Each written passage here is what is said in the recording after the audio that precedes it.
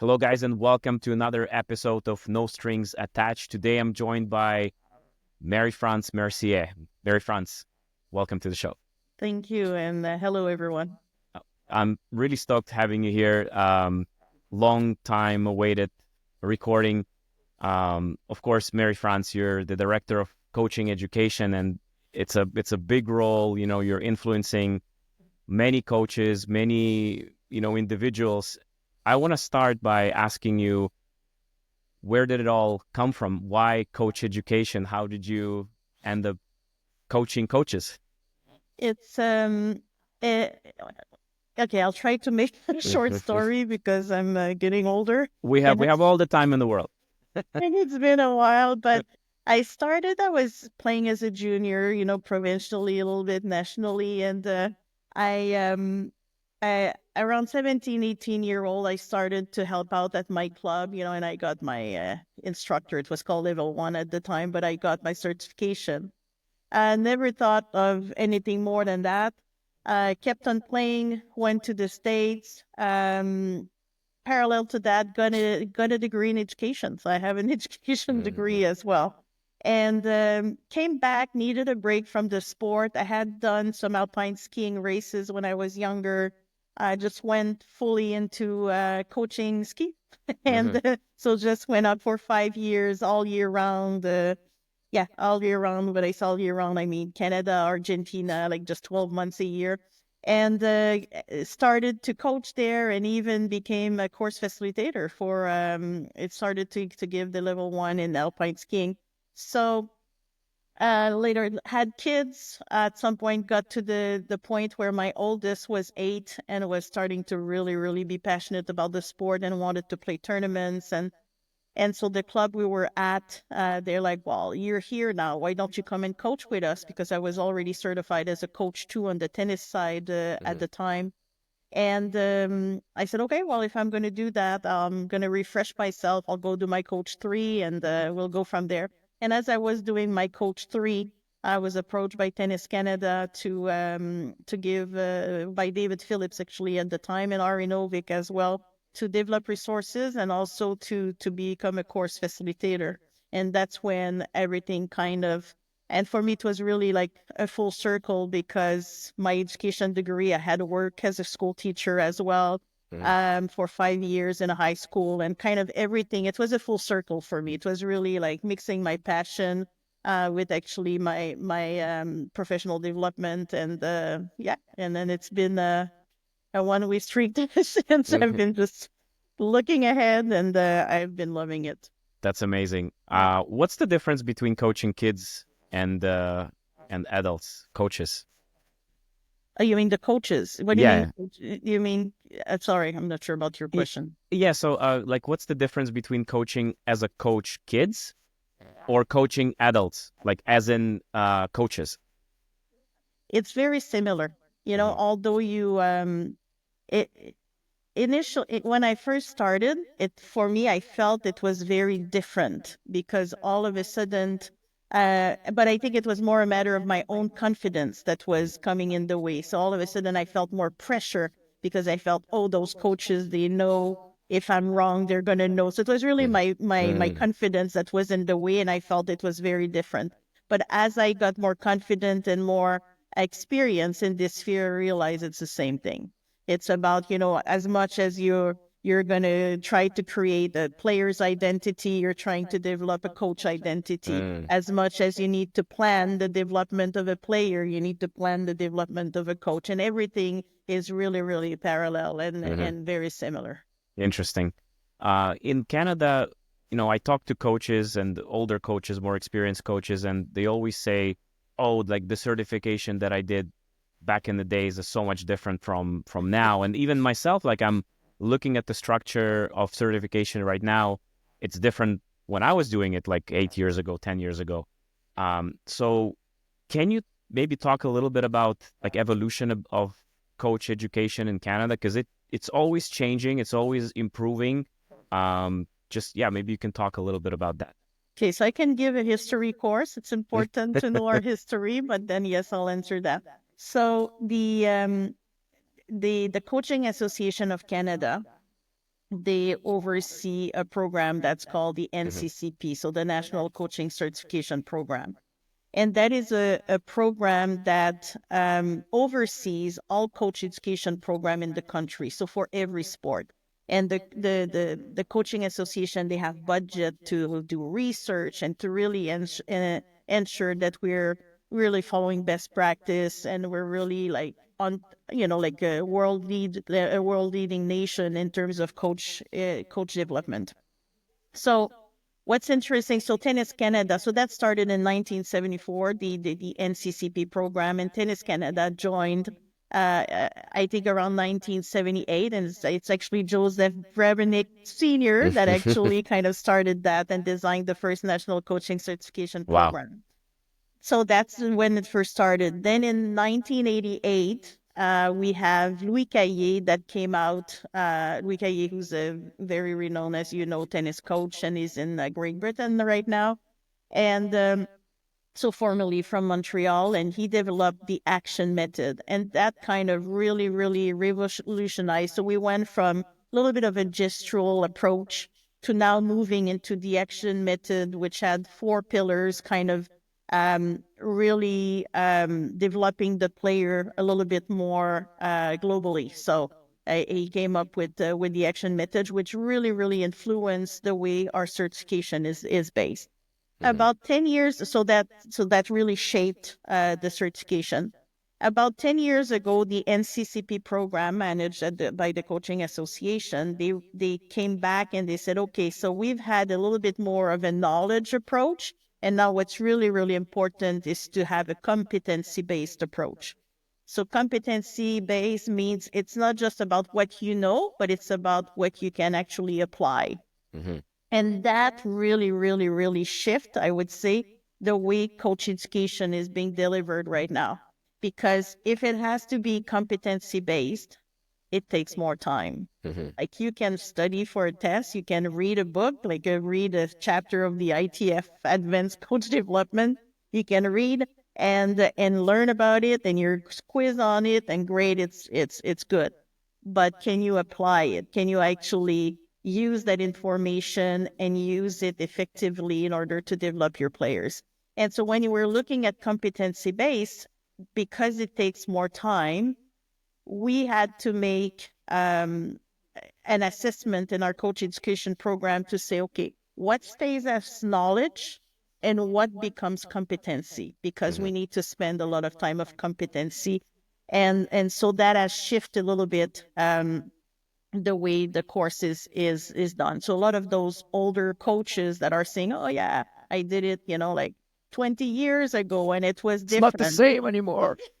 Exactly, it's not the same. So I would say that at that time, they probably had a little bit more knowledge Mm-hmm. included in the course, but definitely not less competencies that had to be demonstrated. So that Mm-hmm. has been the shift, yeah. That's very interesting. Is that the reason why there is more time between regroupings so that the More time coaches can between more apply the exactly. So okay. let's see, if we look at the coach two, CP2, coach two, coach Mm-hmm. three, which are kind of the core of the player development for younger Mm-hmm. kids, younger players. So it's usually a year long, and we see these coaches four Mm-hmm. times. But in between, they have a lot of video assignments to do, and that's one of the things. Mm-hmm. It's that competency base. Is okay. So now here's the topic, and now go with your players and demonstrate to us that you can actually apply the principle, apply the concept. Mm-hmm. So that 3 months between allows us to actually um, keep on the coaches engaged in their development. Interesting.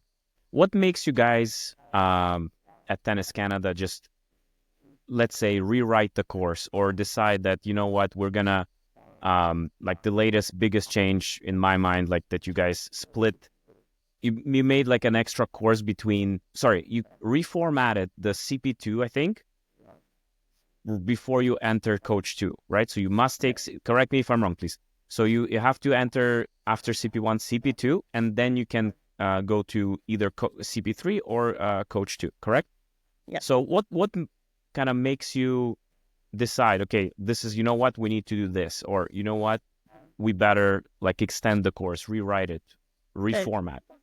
I would say there's um, three different elements that will influence that. The first one is we constantly make adjustment, Mm-hmm. and it's as we go in a course, always based on the need of the group, like, oh, you know what, they're getting this really well, but there's more work. So we will tweak the content as we're going in order to really adjust to the group we have in front of us. But that's like Mm-hmm. it doesn't change the outcomes, but it's an adjustment we make as we go. Then there's also the NCCP side. So, like I was saying, they do a lot of research, making sure that we're keeping a leading edge, world leading edge. And so they might come every, I don't know, let's say 10 years and say, look, this is now in this level of certification, we need to adjust this and we need to include this, we need to add this. So obviously when things like that happen, then we have to take a step back and really make those adjustments. And then the other one is also on our side. I mean, we're the expert. When I say we, like the tennis specific, the sport of tennis, like we are the expert of our sport. And so we have to also adjust based on what's happening out there. Mm-hmm. And so we look at really making good, refreshing our courses, like every, I don't know, depends, 5, 7, 10 Mm-hmm. years based on the needs. Okay.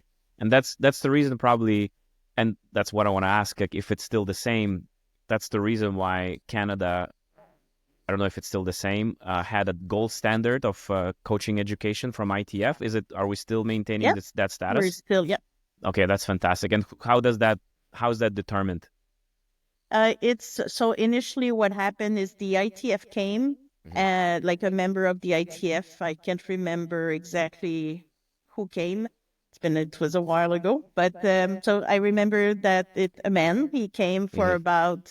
he was here for a week. And then actually attended, if I remember correctly, it was a Coach 3 course. So Mm-hmm. spent like 5 days in the Coach 3 course. Prior to his visit, we had submitted to him what we were doing. So he kind of Mm-hmm. had a good sense, attended this, obviously a lot of meetings, explaining our philosophy, what we were trying to achieve. And then based on that, then Mm-hmm. we had to, he came back with a series of questions of things we had to demonstrate that we were doing. And then we received the gold Mm-hmm. standard. After that, it's been about renewing that gold standard. Mm-hmm. So every 4 years, we get this whole questionnaire, and then we need to kind of demonstrate that we are still doing certain things, or we've adapted, and on the various level of courses as well, because that's what makes a big difference in between having a gold standard versus a silver or a bronze is a country that has a gold standard is able to develop coaches at all level, where a Mm. lot of countries they're more like Okay.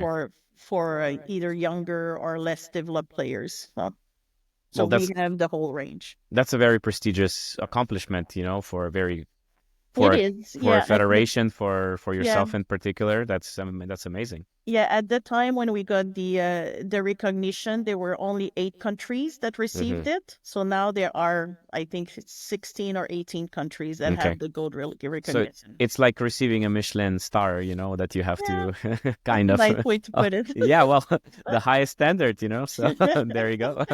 That's really good. So, Marie-France, you've seen in your career so many coaches. You're a coach yourself. You've seen so many coaches and you've educated so many coaches. Maybe we can talk a little bit about what makes um, like great coaches stand out, because obviously there is different level of coaching, but some coaches, they come and like, is it easy to see right away? Is it, something that you can become great, or is it in you? Like, I don't know. I have so many questions about Yeah, coaches in particular. So let's just start. Yeah, what makes great coaches stand out to you? they have a good forehand. No, I'm just Let kidding. Damn it. No, I think being good people, like Mm, being a good person. So what I mean is, someone that's in tune with themselves. They know themselves. I think that someone with obviously a growth mindset, because it's um, I don't have I do not expect coaches that come through certification to get out of the course and only think the way they think we want them to think, not at Mm-hmm. all. But I do expect people that come through the certification to constantly do a quick check, Mm-hmm. like, if what I'm doing, does that make sense? What can I do better? How can I, and kind of develop their own personality as a coach and their own belief as a coach. Mm-hmm. But that is always evolving constantly. And I'm sure, Bogdan, you're not the coach you were 5 years ago, 10 years ago, No, 15 years. It's a of constant course. evolution. So in order to be in that constant evolution, you need to have a growth mindset. You need to be solid within yourself, being able to say, "Phew, I need help here," or Mm-hmm. yeah, this is really like, I think I have an edge here, and like, you need to be in tune with yourself. So I think like those for me are, to start, like, really really good Mm-hmm. qualities, and once we have that, that's where I see coaches bloom. But it's also a nice little challenge when that isn't there to actually bring the Mm-hmm. coach to get there. That's also really part of the fun part of delivering courses. So let's talk about that then. Yeah. So how do you do that? How do you?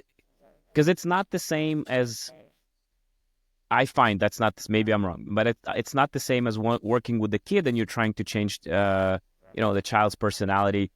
We're talking about grown people with ego sometimes, and established values and beliefs. So how do you go about changing that Yeah. person? So there's a few elements. So the first one is the course itself. Mm-hmm. So and a lot of the time, and I love Coach 2 for that. Coach 2 is pretty much a pivotal level where you see this happen quite a lot. And a lot of the time, coaches at that around that level, they're at their club and they're pretty like doing their own little thing. And so they're not as much in an environment where they can discuss, brainstorm, like learn from each other. And a lot of the time when they get to that course, they're probably like the coach at their club. And so and they're the one that coaches go to see to know the truth, Mm. to know information. So when they come in, they're really confident, and they're basically there to justify that everything they've been doing is perfect and Mhm. that their knowledge is accurate. And so it's very interesting. So we see it first regrouping, even second regrouping, but then with the course, with um like the knowledge and the competencies being developed, when a coach belief system in terms of coaching is being challenged, that's where you kind of see it. You see, like, they start by how can I, sorry, English is my first language, so sometimes I search for a word, but they're really they're in denial, like, Mhm. so they deny this, like, oh, this isn't good, and your course, and you don't know what you're talking about, like, Mhm. there's a denial That's process right. happening. And then after that, they start panicking again. Oh my God, I thought I knew so much, and I realize I don't know that much. And for me, when they get there, so sometimes just the course itself will bring them there, just Mhm. with everything they're going through. And I love when they get there, because for me, that's their journey of having Mhm. that growth mindset, and really say, you Yeah. know what, I thought I knew everything, and I don't.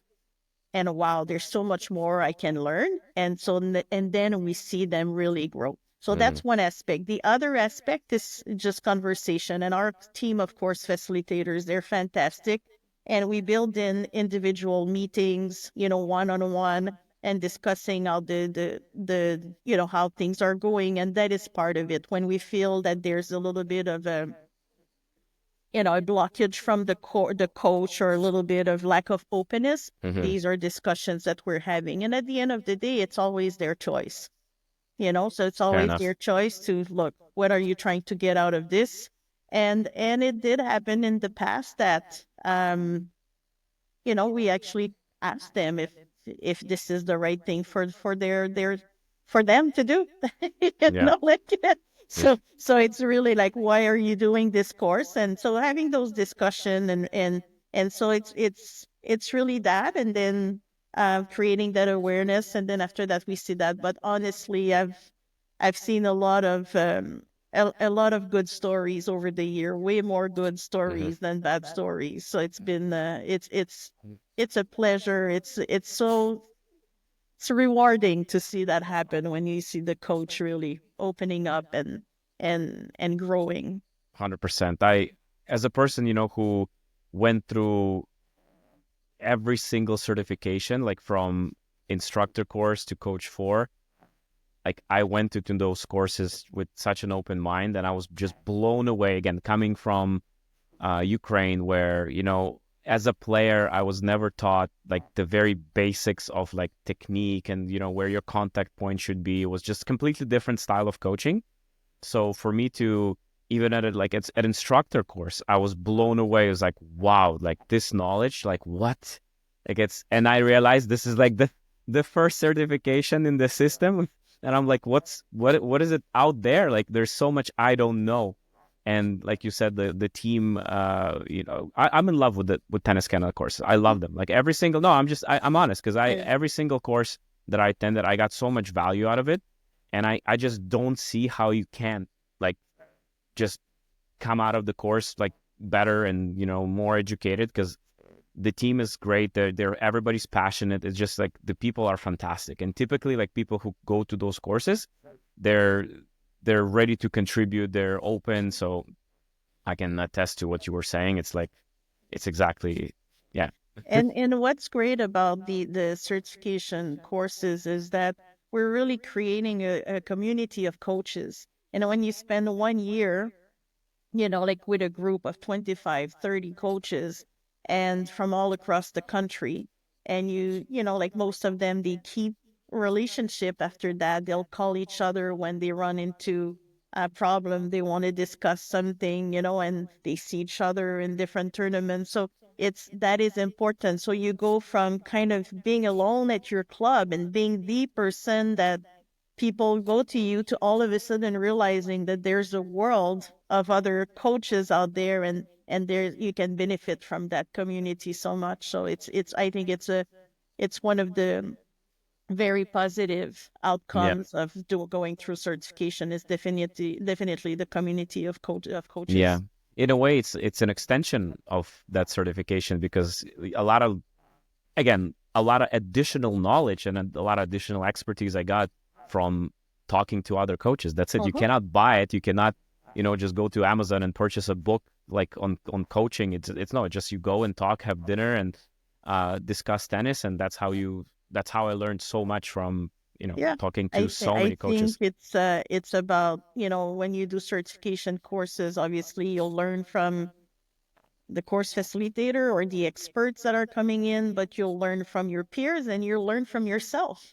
That's right. Because, if you have that open mind and you start kind of looking at this from all different angles, like you're learning from yourself as well. So yeah, it's a nice Mm, development. for sure. Marie-France, what in your opinion are must-have qualities of a coach? I know we talked about like what makes a great coach stand out. It's the personality, but I'm asking this question because there's a lot of, so to say, information out there, like, or like not the information, but rather like a false kind of facts that, like you have to be a former player to be a better coach, or you have to have like this, or you have to have that. So maybe we can break some myths here, and maybe Yeah, you can, yeah, yeah. yeah. I'll give it a shot. I think that, so what I've been, like we're constantly like I was telling you a little bit earlier, we're always kind of looking at improving things and looking at organizing, courses to really um, be more and more impactful and really develop better and better the coaches. And I'm sure you're aware of the WPDP that came out. So the whole player development pathway that replaces our former long-term athlete development.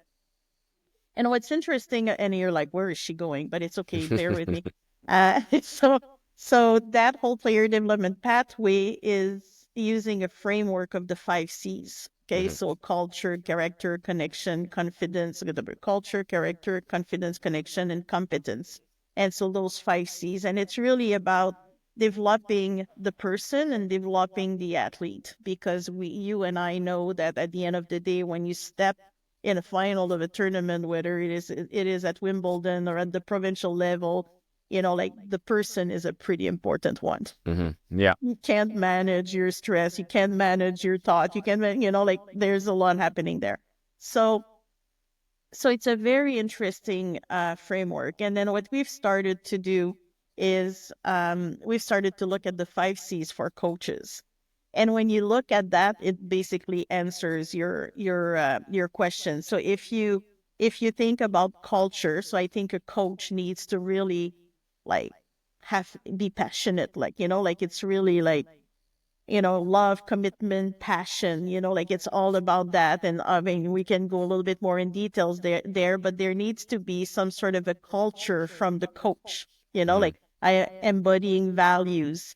Um, and then decide like what's what environment that I want to create, so it's really like around having a culture as a coach. Like when you come on my court, Hmm. like this is the environment that I'm sitting in, like this is my purposeful environment, for example.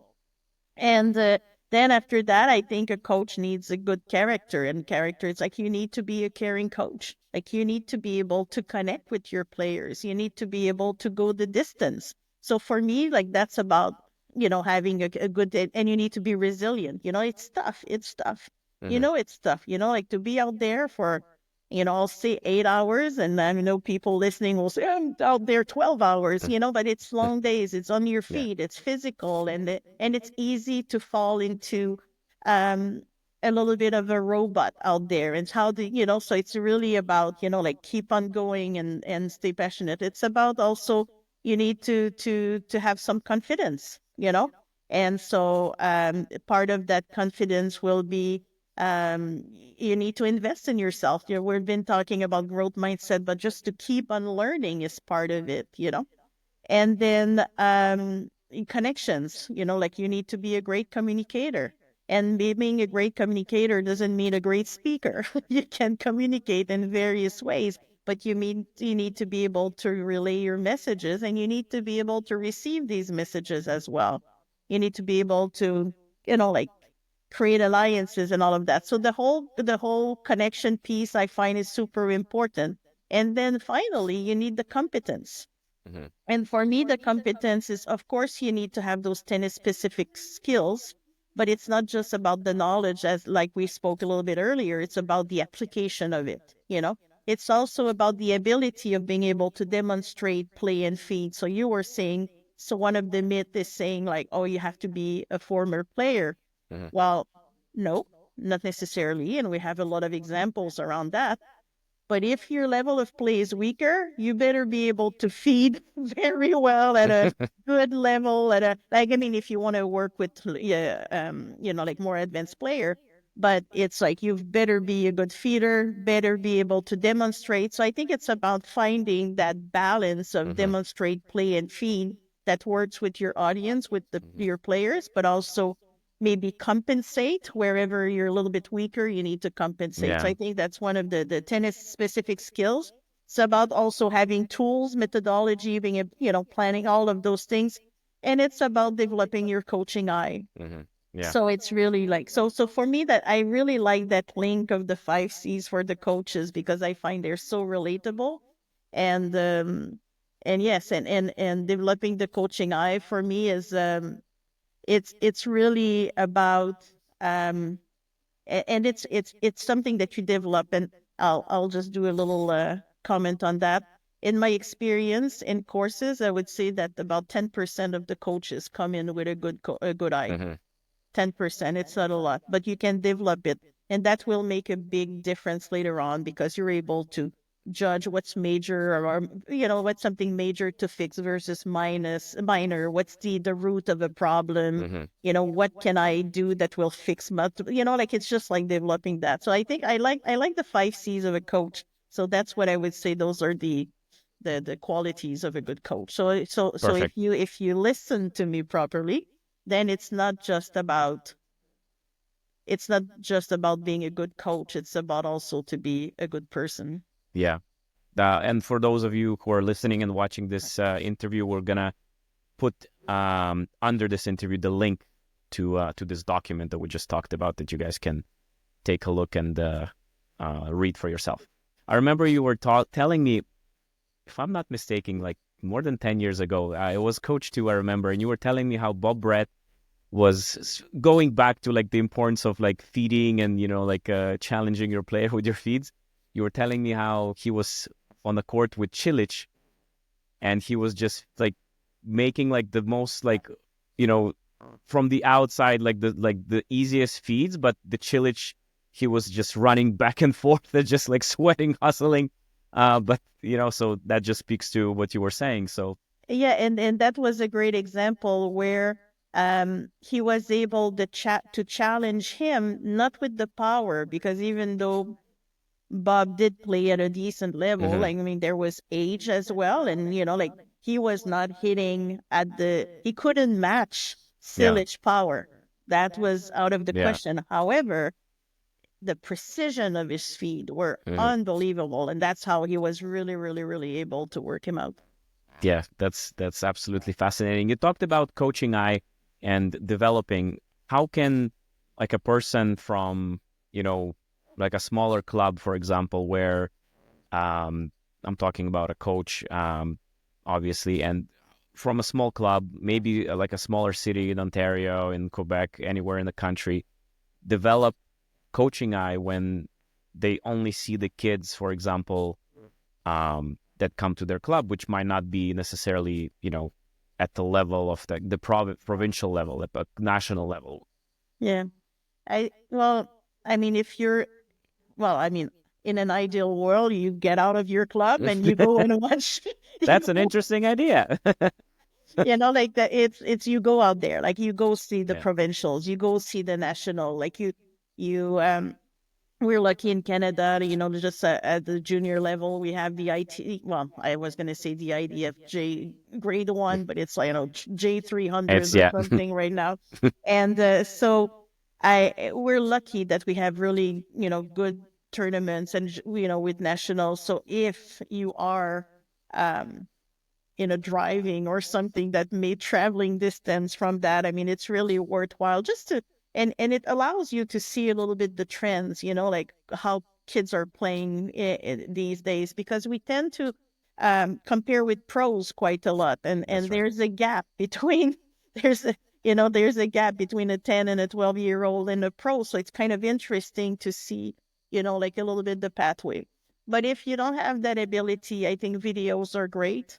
Mhm. um, and a lot of the like you can even find some, like orange ball matches and things like that, like, like top uh um world level competitions out there for U12, U14, U16. So it kind of gives you a feel a little bit to watch that.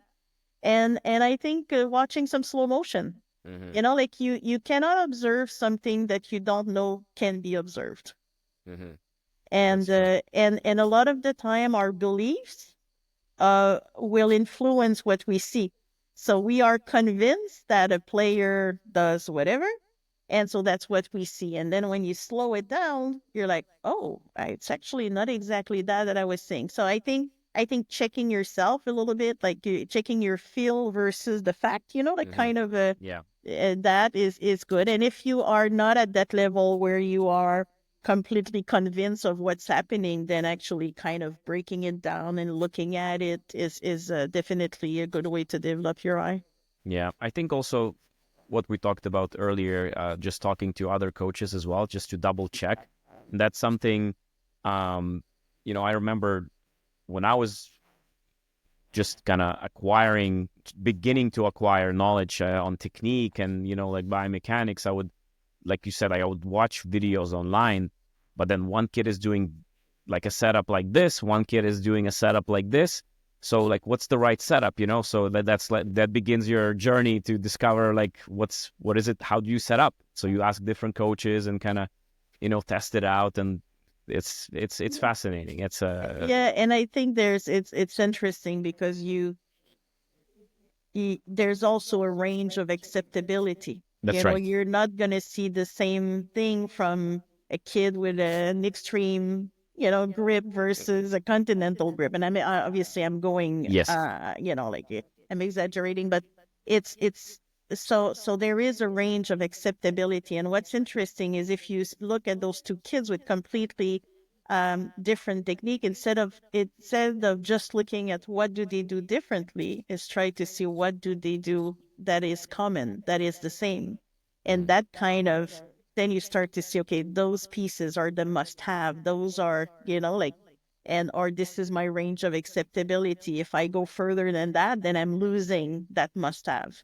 that's And right. so yeah, and so I think, but be careful not to just compare your players if you have, let's say, a 12-year-old or a 10-year-old with, like Alcaraz, It's That's just, right. yeah. No, 100%. I want to talk about maybe some advices that you can give to younger aspiring coaches who want to work with the best players in the country, juniors, developing juniors to a higher like international level. Um, what can they do? Yeah. I mean, okay, it's a Mm, big question, of a course. very loaded question. So, first of all, I think speak out, okay? Mhm. Because no one will know what your aspirations are if you don't talk to anyone. And there are opportunities out there. Like I do have coaches on a weekly basis. I speak to coaches all the time, but not just me, like people at Tennis Canada or at the provincial association, same thing. And just say like, I'm interested, I'd like to learn more, I'd like to get involved. And then it can be start to get involved with provincial camps. It can be getting involved as traveling at nationals and starting to get involved at national camps or national tours. And so there's a lot of things can be, and actually Bogdan, you were one of Mhm. those that Yes. actually reached out. And Yeah. for you, it was, like, I want to coach better player. And that solution at the time was, maybe connect with Andre and at the regional center at the time, and then you did end up spending a lot of time with him there, and ended up working there at some point. Yep. So it's like speak up, find a mentor at the same time, find someone that is doing what you want to do, and kind of get some insight. But it's no one will know what you want to do, and no one will go. I mean, very rarely people will just go and say, "Oh, this person, I think that person is interested." Like, you have to really speak up. So I think that's the first thing. The second thing is develop yourself. Yourself as a person, develop yourself as a coach, be curious, like embrace it. And it there is extra, like, if you want in anything, if you want to really be at the top of it, like really, really like climb the ladder and be there's a lot of work to do. There's a lot Yeah. of work. So you need to be willing to invest your time. Um, it's yeah, it's funny, like it's like we look at the Hollywood actors and like it looks really, really great, but they cannot go to a restaurant or watch a movie or walk on the street. They get harassed so constantly. So being a coach, a high performance coach, if we can call it this way, take some sacrifices as well. And it's not a Monday to Friday 9 to 5 p.m. job. That's It's, right.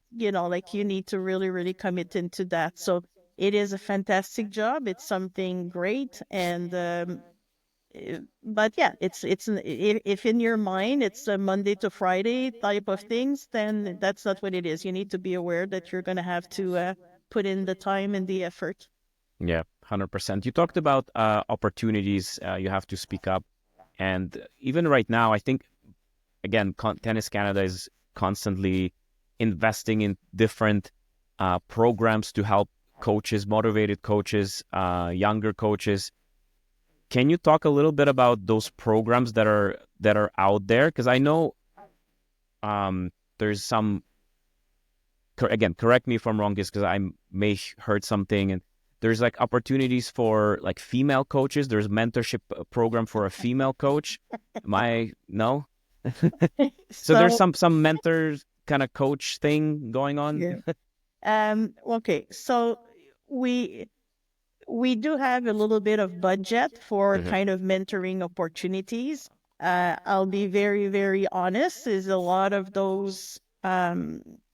that budget is always based on Sport Canada funding on this Hmm. and that. So it does vary year over year what we have to do. Hmm. Uh, we do have some, like part of the TPA, we do have some awards that comes in with with money as well. So that's another possibility there.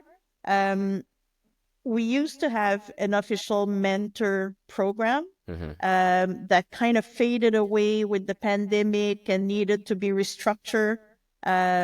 So that's currently we're looking at kind of, finding that right way to really provide an official mentorship program Hmm. for upcoming coaches.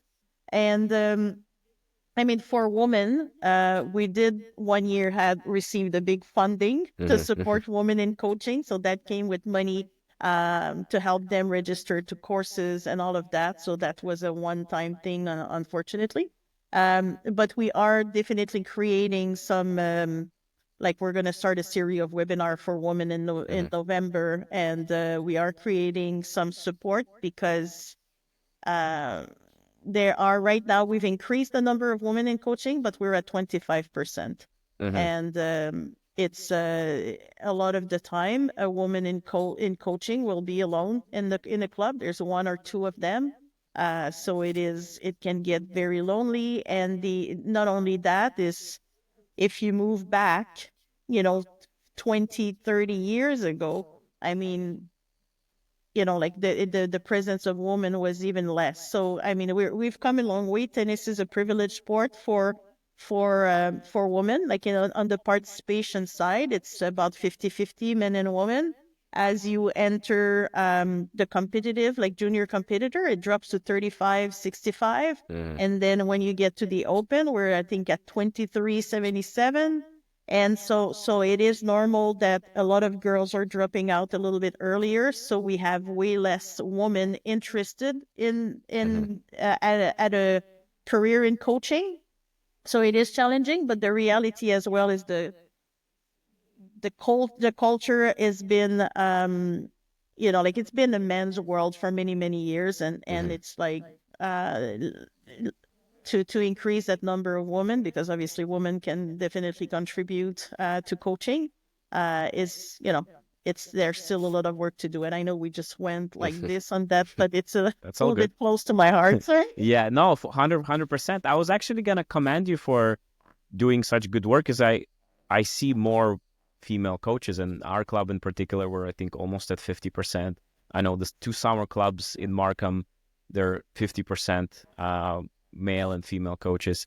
So we definitely, like, even at an instructor level, I see more women registering, um, to take the course. So it's definitely there has been an increase. And maybe you can, like, what's the, I guess, what promoted that increase? Like, what happened? Like, why? And what can we do to attract more female coaches? Okay, so I think there is a conscious um desire or a conscious buy-in from many leaders now in clubs to have more women coaches, because they realize that it's a different voice. It's for girls in the club as well. It's something that is precious. You cannot so it's precious as well, but it's also it balances things out. There will be situation where a man might not be as comfortable, but the woman can pitch in. So it's just like any places, if you have more diversity, like That's it right. just kind of gives you a little bit of a better 360 vision on everything. So I think that having the leaders, the club leaders, kind of buying into to this idea definitely helped.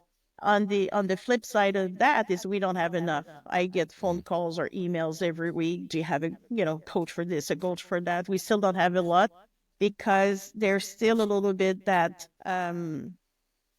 vision or that myth, maybe we Mhm. can say, or that bias that, well, women, they're good with little kids. Mm. because they have a maternal instinct, which Mhm. is for me the biggest insult for a man, because that means that men don't have a good parental instinct, or having a parental instinct is not worth much.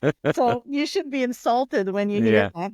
But I think that a lot of the time, women are kind of stuck a little bit with the little one, and it becomes discouraging to they have a hard time seeing themselves Yeah. at a, like, if they want to go through the player development and work with stronger and stronger players, they they start lacking motivation, and there's so few women that are at that level coaching that if you don't see it, it start to believe it as well. So that has been an issue. So there's still a long way to go there, even though as a sport in general, we're still pretty privileged. On the flip side of that, we know that girls tend to drop out of tennis. So if you're going to end up coaching in the sport, it's probably because you've played a little bit more than average of people. Hmm. So if you played more than average of people, you've probably competed a little bit. And I'm not necessarily saying you were a national champion, but I mean like provincially and Yeah. kind of playing some tournaments. And so we're seeing quite a, it is better than it was, but after U14, there's a big drop.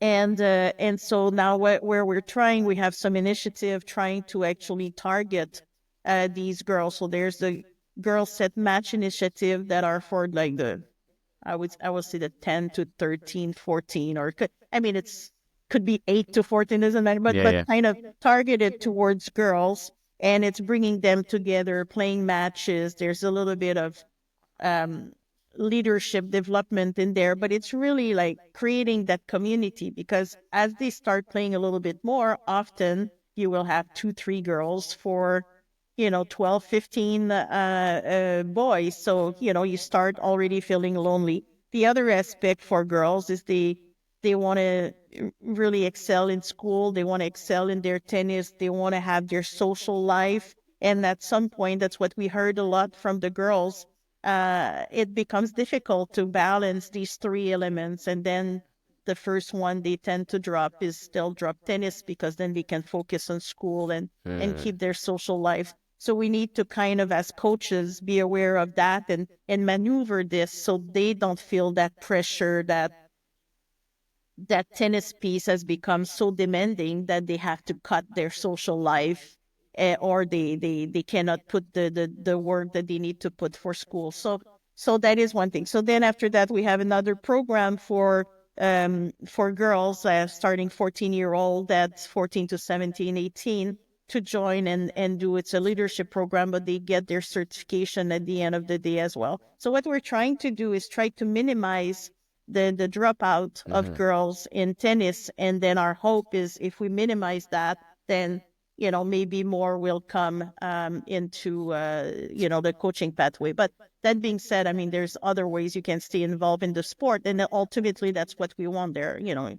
Officiating, for example, they're actually doing a very good job. They've increased the number of women in Hmm. officiating, and so they're doing a good job. But there's other aspect in tennis that you can still be involved. But I mean, at the end of the day, we want to develop tennis for life people, Yeah, for and sure. and so keep them around. And even if you develop those passionate people, well, you never know, you organize a tournament at your club, and next thing you know, they want to help you out and be volunteers. Like, we want to create that community. So we're working on both ends. So we're working on, let's minimize the dropout, but let's try to increase the entrance. And it's not just entrance, it's attracting people into coaching, retaining them as well. So that's what's going to give us the growth there. Yeah, fantastic. No, very, very long-term vision, very holistic approach. And when I talked to Severine on the podcast, she said, if you cannot see it, you cannot be it, right? So Exactly. that's exactly the thought that came to my mind when you were explaining it. So like, again, seeing yourself in a leadership Yeah. position, maybe for some girl is going to be, oh, there's like a long-term career in tennis. So, maybe that will motivate somehow. And like you said, like by extending their, time in tennis, who knows, right? Yeah, That's exactly. that's awesome. That's awesome. Marie-France, I also want to ask you an interesting question, because you are also a tennis parent. Yeah, just in your personal life outside of I Tennis was. Canada. Yeah, you were. That's right. So And I just want to ask a very like interesting dynamic you had, because you were on one side again a mom, and then a coach, and then a coach who couldn't spend as much time coaching their kids at some point, so you were communicating with other coaches. So maybe as a parent, and again as a coach, like maybe you can share some advices how to build that communication as Yeah. a parent with the coach.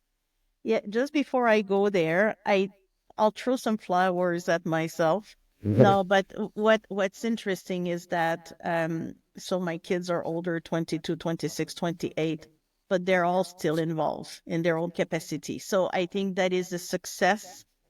So that um that we're experiencing is that they didn't stop playing at 14, 15, or 16. So that's why I feel comfortable That's with it. what I'll share might have played a role in this.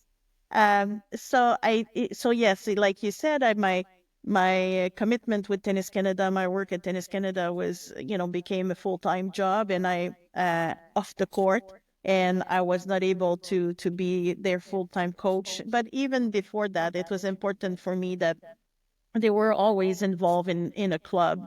I was very mindful of being a mom and being a coach, and I wanted to keep that relationship with my children very healthy. And I wanted to be a mom first. So I always had other coaches involved, and as my responsibility increased, then obviously they became, they went full time with other coaches. And so I really, and as a coach and as a parent, I really, really believed in the triangle of being of the player, the parent, and the coach.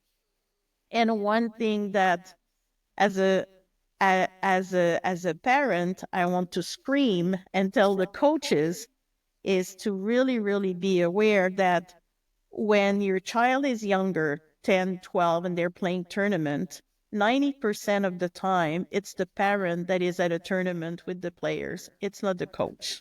The coach are not traveling that much at that age. And so who's making sure that the kid is warming up?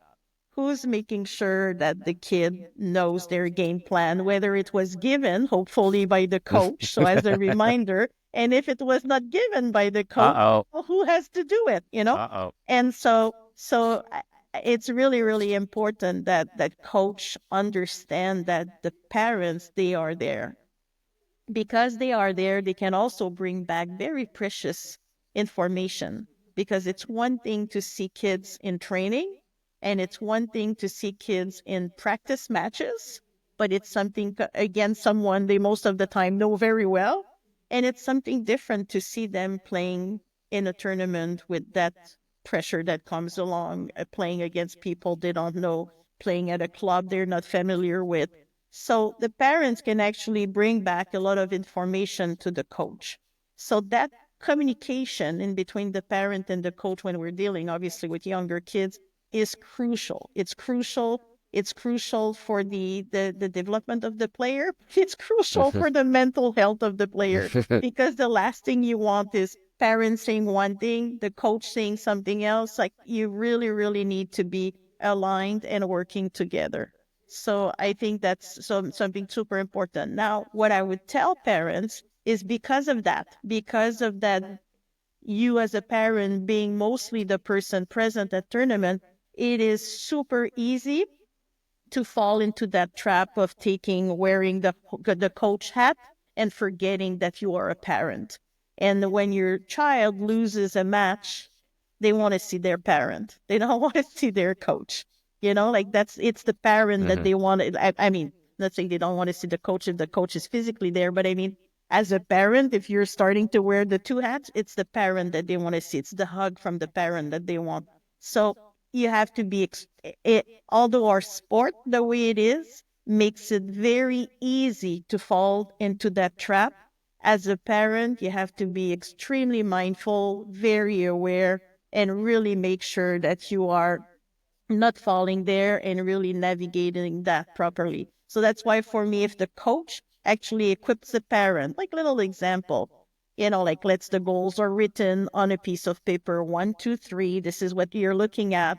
Then the coach can ask the parent, would it be possible, because we have a goal of, I don't know, first serve percentage, whatever it is, could you chart the first set of a match? Like little things like that, like to really work with the Hmm. parents.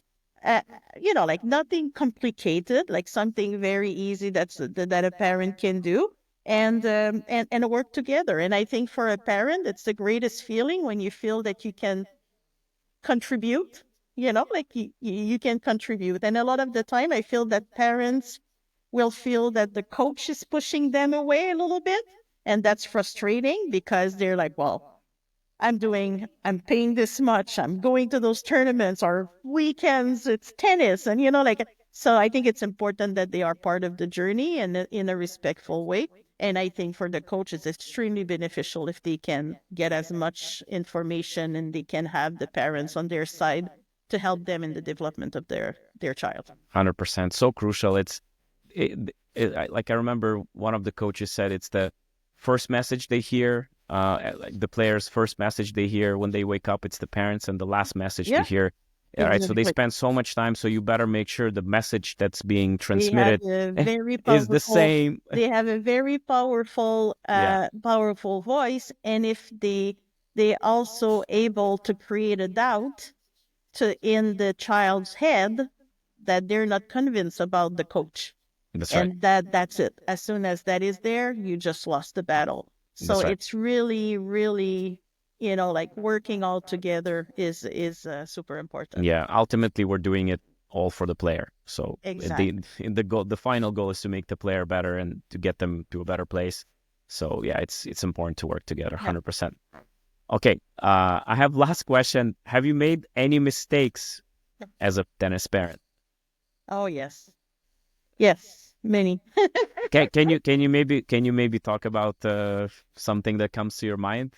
I think that I was very clear on the long journey. My when my kids were younger, it was not about their result U12 or U14. What was Hmm. important for me, it was their result at U18, U16, U18. That was so it was I was pretty good navigating the 8, 9, 10-year old, Hmm. 11-year old. And then I fell a little bit into the trap of my kids played at a national and international level. So I fell a little bit into the trap of wanting to wanting to ensure that they had all the opportunities, with the national center or, like those type of things. And at the time, I think that Tennis Canada, not that I think, I know that Tennis Canada have adjusted a little bit their way of doing things, but at the time, it was really like by this age you need to enter, and if you're not there, it was a little bit more age specific. And so around 14 years old, when my oldest was there, which is going to recognize himself, um, I've started to put pressure on the results. I really Hmm. started to put pressure because I was thinking, well, maybe I'm not putting pressure. Maybe my long term journey is like too loose, Hmm. and I need to start putting pressure, and I think that was a big How did you do it? a big What would mistake. you what would you say to put pressure? Just like, well, if you want to get in Mm. if you want to get in the national center, you need to finish, like you need to make the final of nationals, or you need to win nationals. And I'll remember it like it was yesterday. We're at U16 nationals. He's playing in the semifinal, and he just freaked out on the court. Mhm. He just couldn't find answers, and he was looking at me and, what do I do, what do I do, tell me what. And he just panicked. I had never Mm. never never seen him like this, but that was on me. That was me putting pressure. And Wow. yeah, and so that was a very determining moment where I'm like, okay, like I lost it. I lost. Hmm. Yeah, I lost. Mom left. Like mom, Yeah. not the mom left the match, but I mean like Yeah, yeah, yeah. mom. I let him down as a mother. I Mm. really Hmm. let him down, and Okay. he needed me to believe in me and believe in him. he needed me to, like, and I wasn't there anymore. I was not that person. So Mm, who else is, that's right. So that I would say it's yeah, yeah, a big I mistake. I think it's such a strong message to all the parents out there, just to remember the long term goal, to remember like why are we doing it, and to actually have the right reasons to do it, right? So a lot of Yeah, that's what I hear at least. A lot of parents are starting with like, oh, my kid wants to, like, I want him to be a pro, and then everything is just based on that. It's not about developing so many good values that you can develop as yeah, growing up as a kid and learning from the sport. And yeah. but I don't want to take anything away from you, because that's such a great message to finish on. I think that let's just do that, because I think it's fantastic. Marie-France, I really thank you so much for your time, for great stories, and just fantastic advices. I had a blast, and I'm sure our listeners as well. Thank you so Well, much. thank you very much, Mm, Bogdan, and mm. keep on doing the great work you're doing. Okay, thank you so much, Marie-France. Bye bye.